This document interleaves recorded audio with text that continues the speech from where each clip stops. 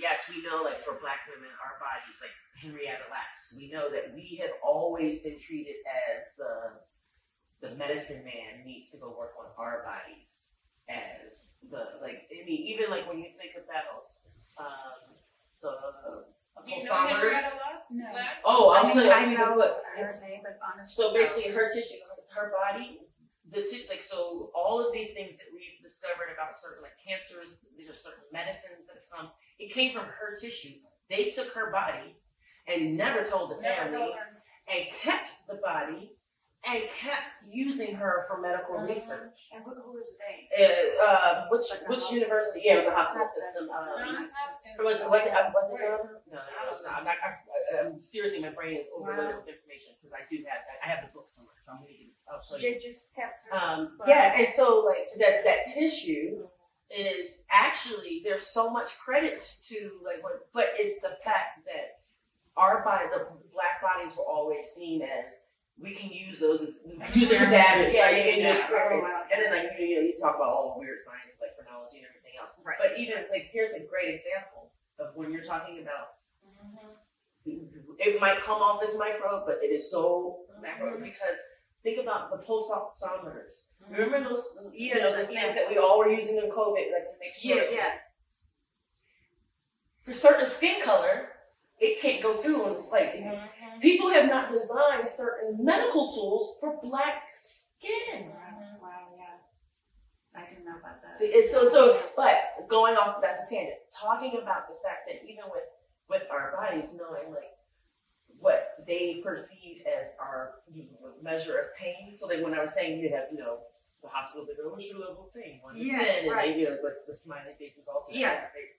Yeah. Well, for Black people, I guess they had like in their brains, they would then have like another scale, because like they're like, oh yeah, I'm hitting 10, I'm hitting 11, and you're like, no, okay, that means she probably. That must be something deep in my. It's so systemic. It comes from the fact that we were whipped as slaves and had to keep going right to work. We would give birth and had to go right back out in the fields. We are a different type of beast. We are a different type of animal. We can deal with pain in a different. That's how it was. Serena Williams almost died on the table. Serena fucking Williams. Right. So you know the story. So I don't even need to tell it. So yeah. No, I mean, because of the way that is this misguided thought that like, oh, she can handle it. And I'm saying, actually, yeah, you're right. Actually, I do have a very high threshold for pain. Some people might call it destiny. Some people might just say that, like, you seem like you can handle a lot. That doesn't mean that it still isn't uncomfortable or that it is a signal to me. This is my body. No, I am telling you, if this is painful, then I'm saying there's got to be something wrong. Well, plus it's just a different thing if you're saying that you're at a 10 and I'm saying that I'm at a 10. And you think I should go 5 more. That is somehow you're hearing you're at a 6 or whatever. Yeah. And that is like, I mean, that is. Yes. Yeah. And it has to be so deep.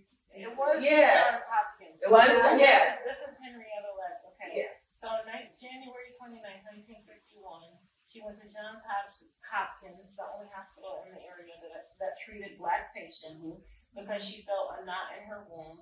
She had previously told cousins about the knot, and they assumed correctly that she was pregnant. But after giving birth to her son, Joseph, she had a severe hemorrhage, and her primary care doctor referred her back to Johns Hopkins. So it referred her back. And there, her doctor, Howard Jones, took a biopsy of a mass found on Lax's cervix for laboratory testing.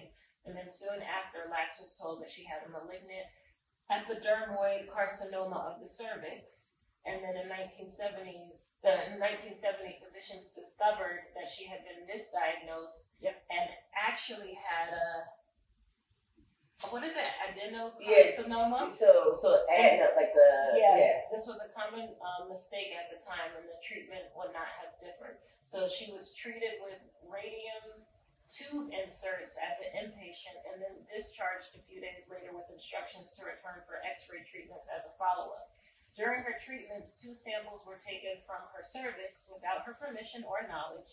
One sample was of healthy tissue, and the other was cancerous. and these samples were given to George Otto Gay, a physician and cancer researcher at Johns Hopkins, and the cells from the cancerous sample eventually became known as the Gila immortal cell line, a commonly used cell line in contemporary biomedical research. It is like patients not for like the rest of this research. On August 8, 1951, Lacks, who was 31 years old, went to Johns Hopkins for a routine treatment session and asked to be admitted due to continued severe abdominal pain.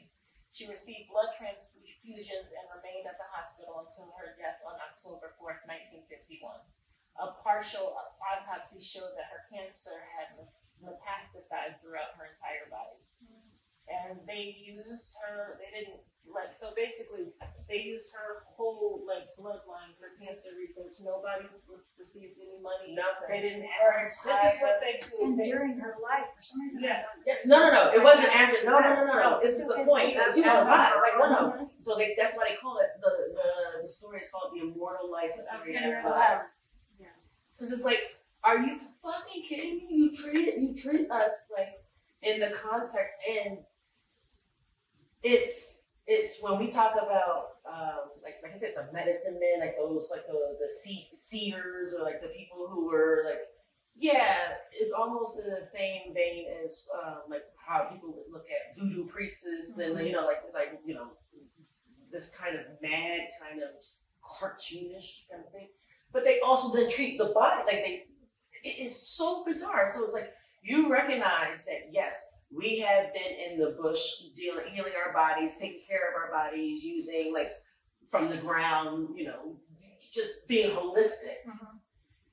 But that's for that reason you want to treat us like samples, like animals, and that's in a way you need to do the research. But in this case, it was stolen. It was criminally stolen.